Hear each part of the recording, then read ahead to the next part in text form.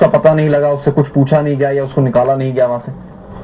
Junaid, overall जो situation ये थी कि जुलूस से जो शुरा थे उनको रूट जो दिया गया था, उन्होंने उस रूट से हट के मिजान चौक की तरफ जब पेशकदमी की, पुलिस के साथ उनकी झड़प के मनाजिर भी दरमियान में पेश आए कि पुलिस के साथ तल्ख कलामी हुई और वो तमाम रुकावटों को अबूर करते हुए यहाँ पर पहुंचे थे। और जो सबसे अहम चीज ये है कि वहां पे मुबैना खुदकश हमलावर का जो सर मिला है, उससे भी काफी हद तक ये जो फुटेज में शख्स जाहिर किया जा रहा है उससे काफी हद तक उसकी मुशाबहत है, जिस तरह उसकी